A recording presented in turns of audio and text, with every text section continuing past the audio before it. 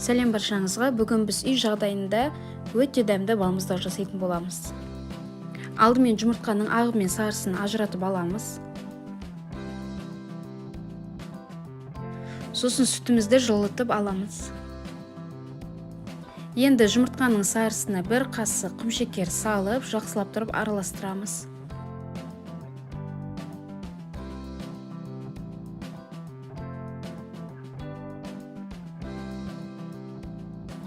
Үстіне 100 мг сүт құйып, тағы да араластырамыз.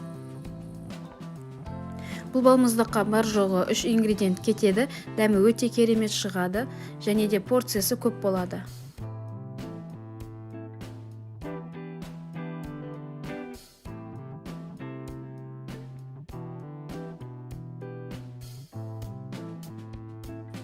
Енді жаңа жұмыртқаның сарысын сүттің үстіне құйып, жақсылап араластырып аламыз. Енді жаңағы сүтті баяу отта 10 минуттай араластырып тұрамыз. Сүтті қайнатпаймыз, қоюланғанша араластырамыз. Енді жұмыртқаның ағына қалған құмшекерімізді салып, жақсылап араластырып аламыз. Құмшекері тез еру үшін водяной баняға қойып, араластырып аламыз. Енді жұмыртқаның ағын жақсылап миксерлейміз. Әппақ меренгі болғанша араластырамыз.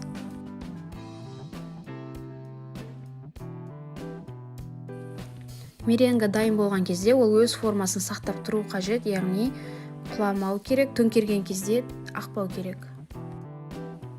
Енді сүттің үстіне меренгімізді салып, бір араластырып аламыз.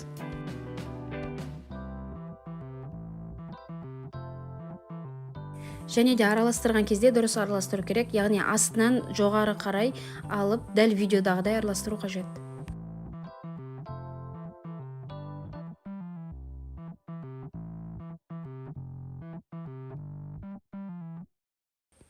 Енді барлығын бір жақсылап араластырып, миксерлеп аламыз.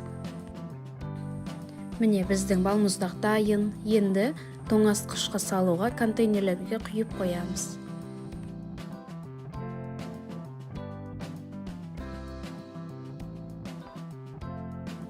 Егер балаларыңызға дайындайтын болсаңыз, осылай жеке-жеке стаканға құйып қойсаңыз болады.